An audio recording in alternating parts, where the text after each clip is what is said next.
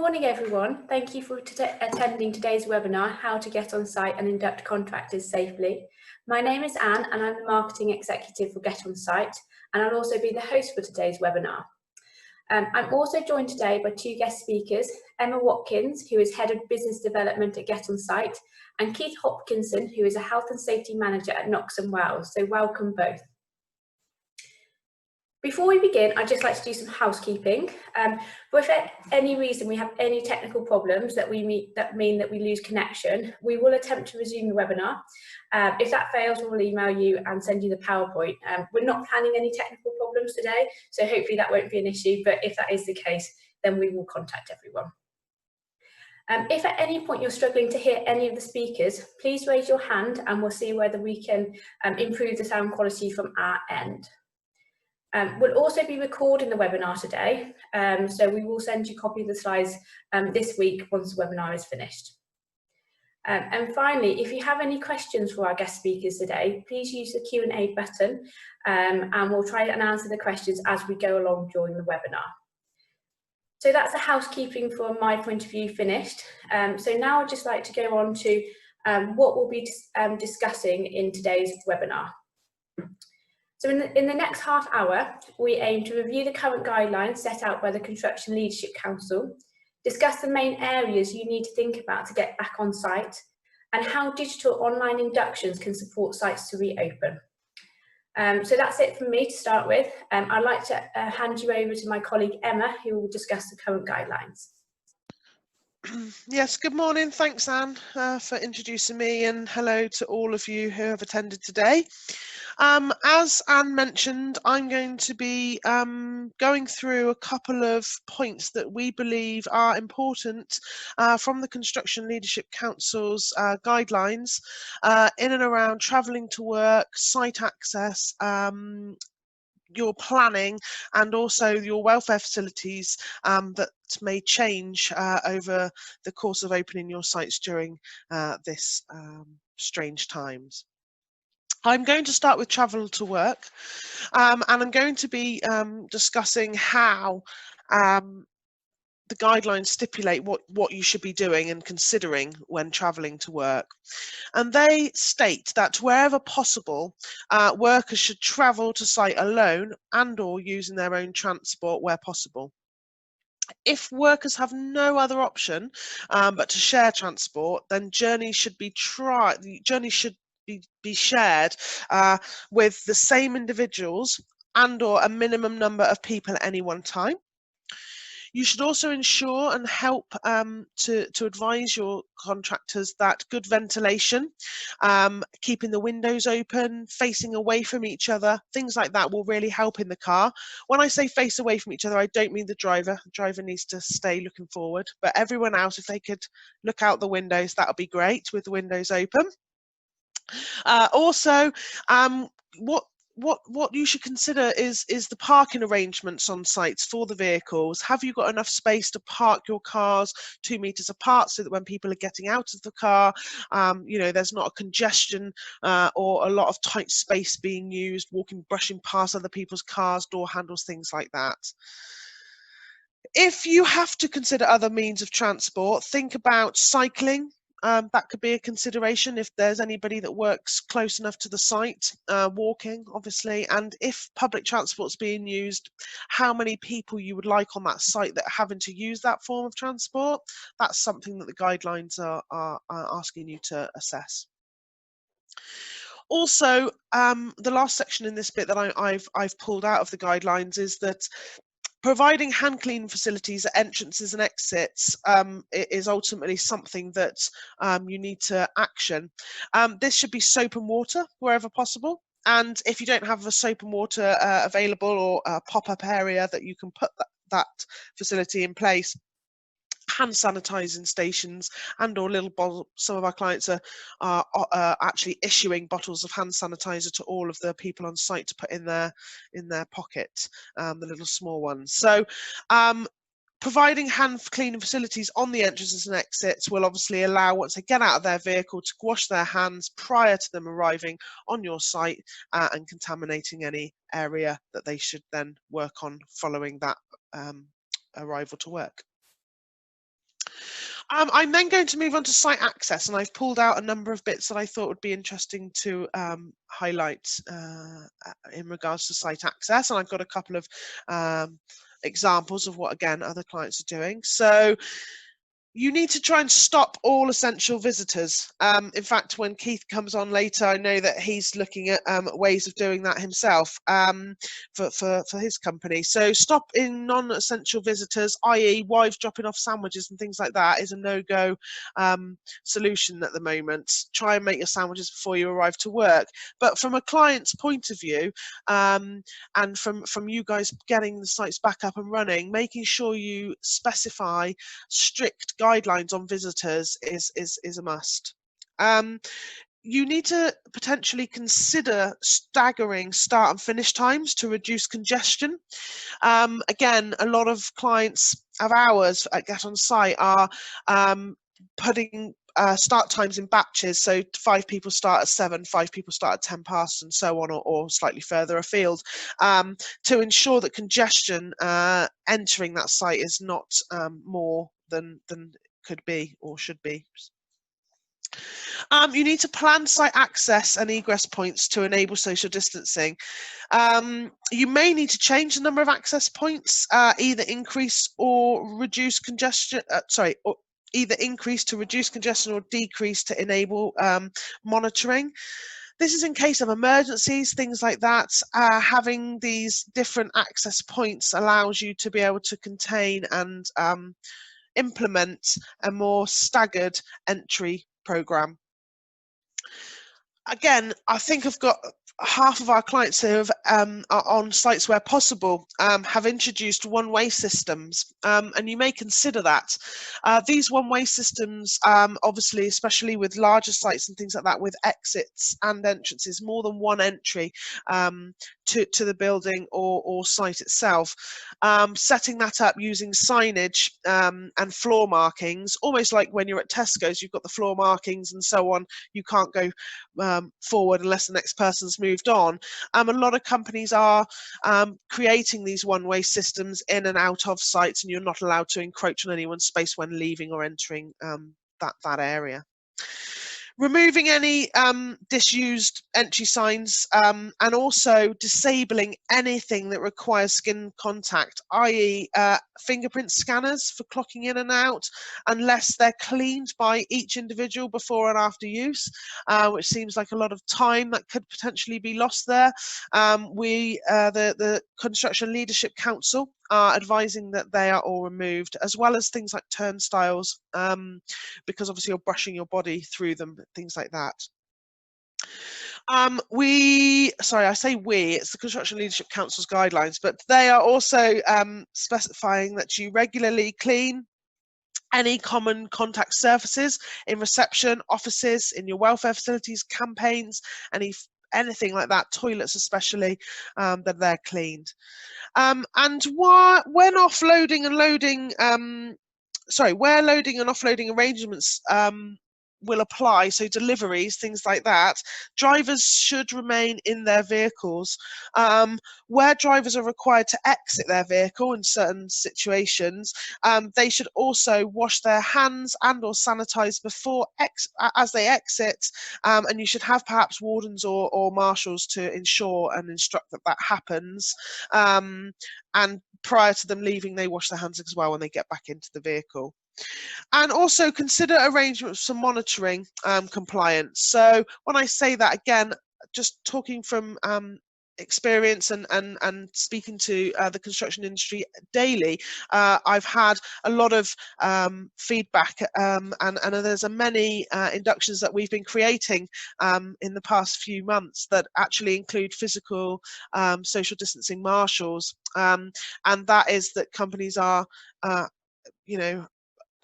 implementing a marshal on their site to ensure that welfare facilities are topped up, which I'm going to go on to in a moment, and these things are all happening, and they can take records and make sure your site is safe. Moving down to the welfare facilities and work planning to avoid close working. Welfare facilities require all workers to wash their hands for 20 seconds using the soap and water, and when entering and leaving the sites, any welfare facility should be cleaned. Clients need to allow regular breaks to wash their hands, and again, some of our clients that we have at Get On Site have actually sounded a hooter and created a number of teams with 1, 2 or 3 hoots. And if you're team number 1, you get 1 hoot and you go and wash your hands at the relevant stations. And if you are sounding 2 hoots, the seconds go, and 3 hoots, the thirds go. Sounds quite hooty, but it's working, so that's always important. And also, not only that, provide additional hand washing facilities. You don't want all the 1 hooters, off they go to 1 hand basin, because then you're not keeping to the congestion rules. So make sure there are plenty of stations for them to disperse to go and get their hands washed. Ensure adequate supplies of soap and fresh water are readily available, and if not, make sure that the hand sanitizer is there. I've said that because you need to make sure that there is somebody regularly checking the levels of soap and hand sanitizer available. It's okay in day 1, but by day 3, who's checked it? Who's made sure that that area is actually clean and that the bottles have been wiped and things like that? Something for you guys to potentially consider.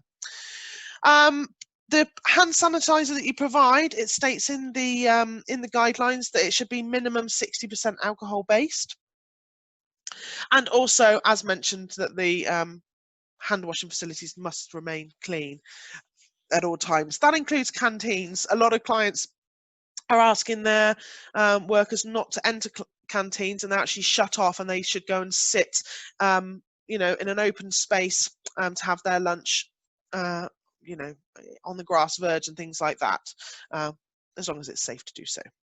I'm just going to go back. Apologies for the order here. That's my own fault. But the work planning to avoid close contact, we need to eliminate any workers that are unwell. We need to ensure that they have completed and or read that if they have any of those particular symptoms, they are not allowed on site. Site meetings must be kept to a minimum, and if site meetings are to take place, the consideration that we should look at are things like having them held in open spaces, not in the site office, few people at a time, making sure they're all stood 2 meters apart, and the guidelines state only absolutely necessary meetings should take place at all. If it does happen to be raining outside and you can't hold it outside and you need to have the meeting in a room, make sure again it's well ventilated, windows are open, people are facing away from each other, not face to face, across desks, things like that.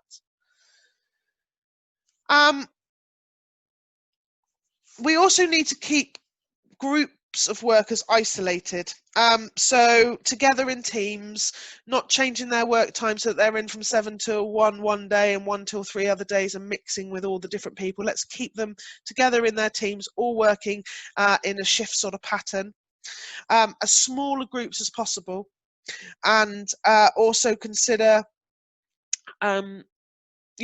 those people that are working together, if they've travelled together, like I touched on at travel into work, those people work together if they can, where qualifications and competencies allow. Also, on work plan to avoid close contact, PPE is potentially being used as the go-to area for protection, and the guideline says that sites should use RPE for coronavirus where the 2 meter social distancing guidelines are met. However, where that is not possible, that PPE is not just used to stop the spread of the coronavirus. That is not what it's for. Workers should not encourage the precautionary use of extra PPE to protect against coronavirus. That is the actual bullet point in the document there. So ensuring that you do all of these other things helps the spread of coronavirus. If for some reason you cannot maintain a 2 meter social distancing at a particular station of works, then PPE can be used to try and help reduce it. That's what they're saying. So hopefully that's been very informative, and I've selected what I feel are very important steps in the guidelines that would help you to reopen sites if they're not open yet, and or consider, if you have got an open site, that we're doing the best that we can to stop the spread of the coronavirus. So to recap, we need to eliminate by introducing one-way systems, decongest areas, and ultimately try and hold meetings outside, reducing the risk by ensuring that people are in groups, small groups. There's lots of hand sanitizing facilities and or washing stations to reduce that spread. We need to isolate it by only allowing workers to work together and not all over the shift patterns, and we need to control it by doing our absolute best to understand the guidelines at length, and placing any rules that we possibly can onto any of our sites. Next slide, please, Anne. Has anyone had any questions yet? Have we had any questions on any of that? Okay. No, perfect. No worries. Okay, so I'm now going to move on to how online inductions are supporting you to get on sites, and that's where companies like us come in. We, as a Get On Site organisation, helped you to eliminate the need for face-to-face inductions by having your inductions online. And we do that by you being able to present your site-specific induction on an online platform with all the site-specific information, all your coronavirus prevention steps, any particular fire escape plans, one-way plans, signage, all of your welfare facilities, things like that, can all be documented and presented on an online platform accessible off of site, so that your contractors and team members can complete the induction prior to arrival. Online inductions also, you need to be sure that you're reducing the risk. How do you reduce the risk with an online induction? Well, everything's presented in the cloud. It's online, it's safe and secure, and not only that, how do we know, is a question to the group potentially, how do we know that people listening to us in a site office, how do we know that they've read the PowerPoint that we've shoved under their sort of nose, as it were? We don't, but how we can reduce risk and how Get On Site reduce risk is that we provide a test at the end of the induction, completely bespoke to your requirements, that allows you to know that these contractors have completed and understood the information presented to them. If they get a question wrong, you're also advised on how many times and attempts they've made to do the induction. So you're fully aware of the risk of that person coming onto site, should you need to do any more due diligence. As mentioned, you can host and share the site-specific information. I covered that in point 1, but it's important that we remember these are completely bespoke to that particular site with all the maps, etc. I don't know how you guys are currently passing documents over from person to site managers and things, but we can also reduce the need for passing of said documents by you requesting uploaded documentation whilst completing the induction. You can specify that you would like copies of asbestos awareness certificates, CSCS cards, any manual handling certificates, anything like that, IPAF, any different documents and cards and ID, you can ask the contractors to upload them prior to arrival, meaning no passing of the documents and meaning no need for potential contamination being passed around. It's one storage point for all your site critical information. I'm sure at the moment, and I'm sure Keith may explain later, that a common problem with face-to-face paper inductions is that there's many files with many bits of paper in, and to try and find things like next of kin, medical information, you're sifting through files trying to find that information. With one storage point, everything's there. If I said to you all within 3 to 5 seconds you would be able to find the next of kin, medical information and any competency information at the touch of a button on your mobile phone app, things like that, without the need of people coming into the office and so on, then I could tell you that would be able to be done with our online induction especially, and I'm sure you'll be able to see that in a further demo if you need it. Also, all of these points that I've made out are all time consuming. asking contractors to come in, taking the documents, scanning them in, asking them to do the induction and so on. All of that time is lost in induction by doing inductions. Asking them to do it prior to arrival, especially at the moment when you only have perhaps 70% of your workforce on the sites, asking them to do the induction prior to arrival and just validating that information and sending them on their way allows you to put a lot more time and effort back into the project. And if in the event of an emergency you need and/or a new daily update from the government about the coronavirus's rules and regulations, we can update your induction as and when you request it, or you can do that yourselves, and we will text alert every single person that's registered to your site to say that if you're still on that site, there's something you need to look at. So you will be able to reach all of your contractors through an update and alert them to any health and safety critical information that they may need to know, and you can do that 24/7. There's 24/7 access to online inductions. So hopefully that sort of starts opening the thought process up on online inductions if you haven't already been thinking about it, or in fact using an online solution. So that's that. If there's any questions, I think there is a question. Yeah, there is one question, Emma. We've just been asked, does it come in different languages? So a very good question. And with languages in the UK, as you will probably all know, CSCS cards are a mandatory requirement for most sites, and CSCS is actually taken in English.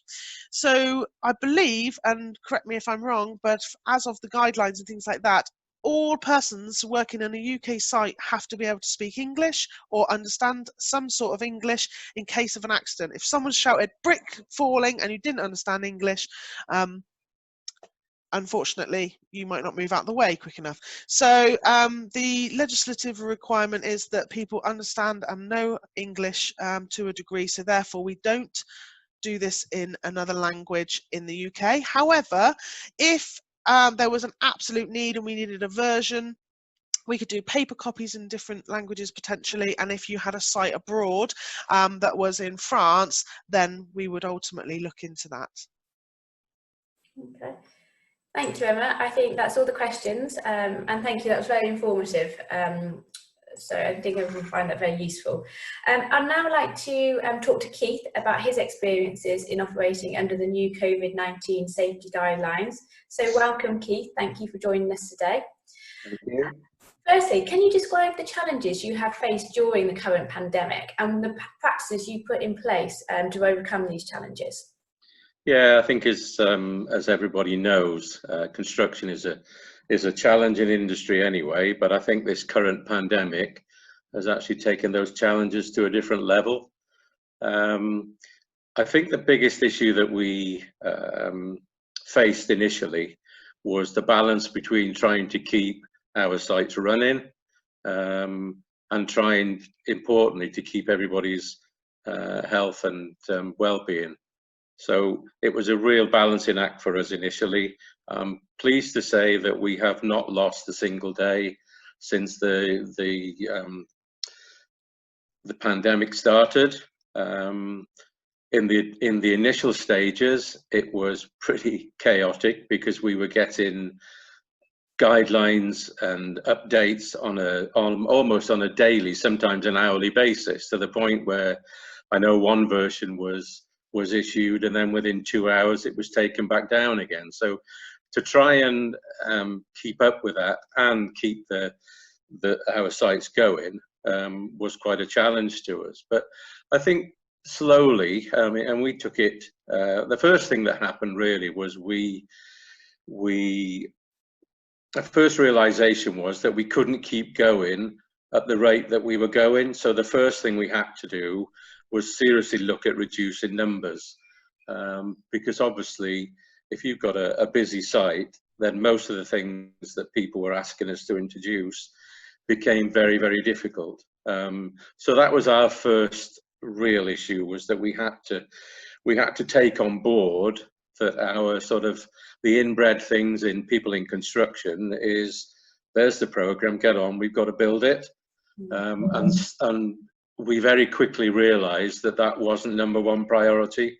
So certainly in terms of the numbers on site, that was the first thing we did to help reduce risk.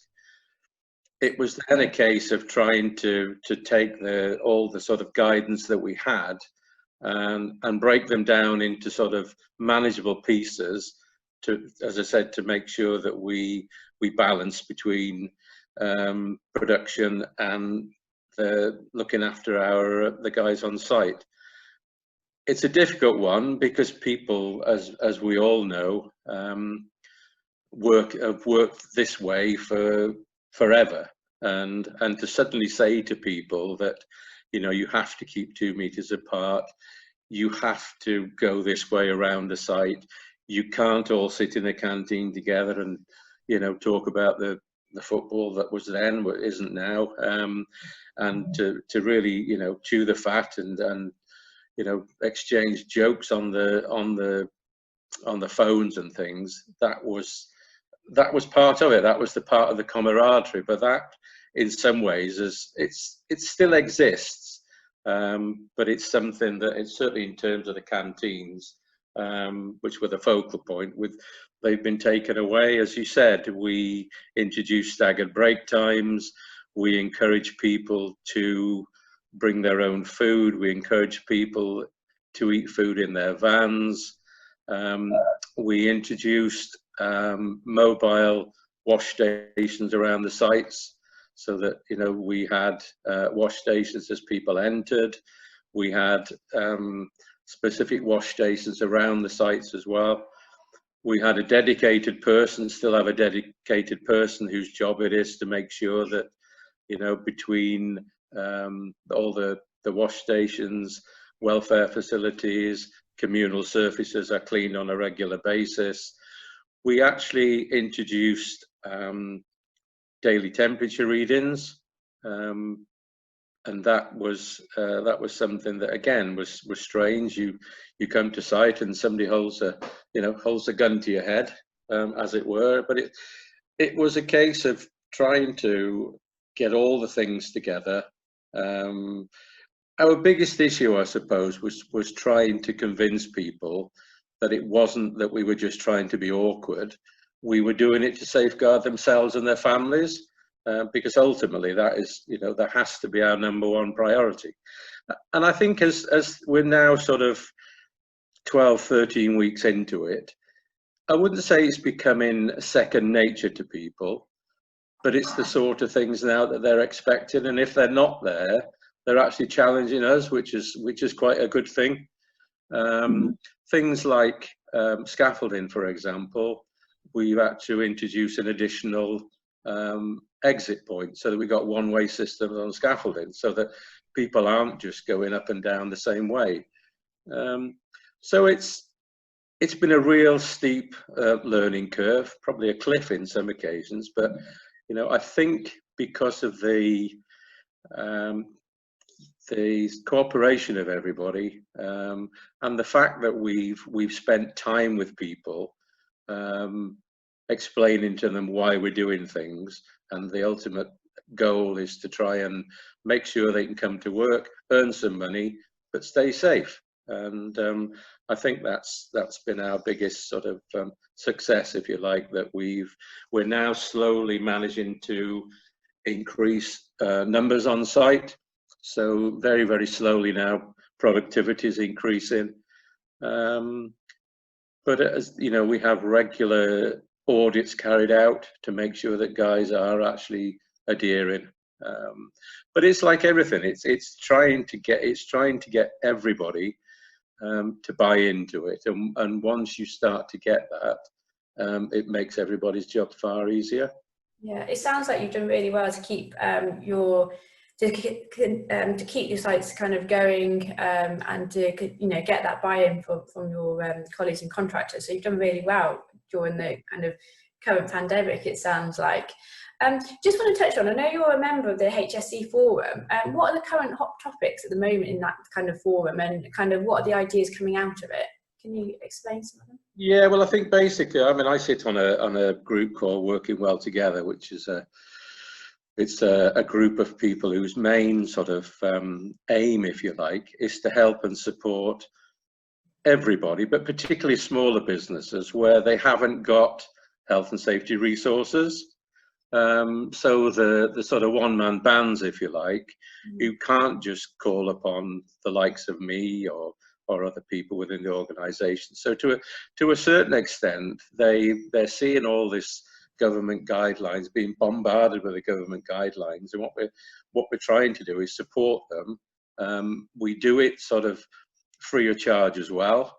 So we're there if they want any advice. I think basically what we're seeing is that, if you like, the main topic at the moment from HSE is exactly what I've said previously, that it's about ensuring that the safety and well-being of everybody is paramount. And so that's been certainly the main focus over the past. We meet on a monthly basis, and that's been the main sort of thrust of what we've been doing over the last 2 months. And that's great. Yeah, I think we're all learning. We're even HSE. We're all learning on a daily basis, and I think the more that we can share this information with people, and that's why we do try and engage with the smaller companies, because sometimes their health and safety, as is a minefield, and sometimes the smaller companies can be like rabbits in a headlight. So what we're trying to do is encourage them to ask us, and we'll freely give advice. Well, that's amazing. It's really good. I think partnerships are fantastic. Just finally, because I'm just conscious of the time, what advice and recommendations would you give other companies who are looking to maybe get back on site and induct contractors responsibly? What kind of advice would you give them if they are kind of more new to the process? Well, as Emma knows, we initially came to get on site because we saw it as there was so much time consumed by site managers inducting people on a daily, sometimes sort of hourly basis, that it was something that we saw is important. We know it's important, but we looked at get on site as a different way of getting the message across, and in some ways, I suppose, putting some of the initiative back onto the subcontractor, rather than standing there letting the site manager sort of show them various videos and sort of talk to them. By using Get On Site, it puts the onus in many ways back onto the subcontractor to take on board what we're trying to do. It's been doubly good for us because now, because of the pandemic, as Emma has said on the slide that's in front of us, the sort of face-to-face has been reduced, and I think the thing for me that is sort of number one, if you like, is by tailoring the things to your own requirements. It can be as detailed or as it can be done to you. I thought it was going to be a bulk standard death by PowerPoint, but it isn't. It's as good as what you put into it. And in fairness, the feedback from our subcontractors has been really good. And I think one of the vital things there is as well, we can also double check prior to people coming to site that they've got the required documentation. So we don't have to wait till the day they turn up to do something, ask them where certain cards are, and they say, oh, I haven't got it, I've left it in the van, it's round at my mum's, all the other things that they used to use as excuses. We ask them to upload this information so we can check that it's there, it fits in with what they're doing, and it's actually valid and in date. Perfect. I'm glad you're finding it useful. To me, I've gone from somebody who was fairly sort of, what shall I say, skeptical of it, to someone who would be, I can't see any way we would go back to as we did it before. It's just, to me, it's a no-brainer. But I would encourage people to to try it and see what they think, because I would be very surprised if you go back to as you were before. Oh, that's really, I'm glad you're finding it very useful anyway, so thank you for that advice. So just conscious of the time now, that's it for today. Thank you so much for our guest speakers. Before we go, I just wanted to make everyone aware that we've actually created a video to help the construction industry based on how to keep workers safe on site. It's based on the current Construction Leadership Council guidelines that Emma outlined today, and is completely free for all our customers that get on site. A preview of the video can be found on our website, getonsitefast.com. So I'd recommend you taking a look after this webinar and seeing how you can access that video. So that's it for today. I hope you found it useful. If you have any questions after this webinar, please email. I've got Emma's email details on screen. And if you want to know a bit more about Get On Site, do please get in contact. So thank you so much for listening today and enjoy your day.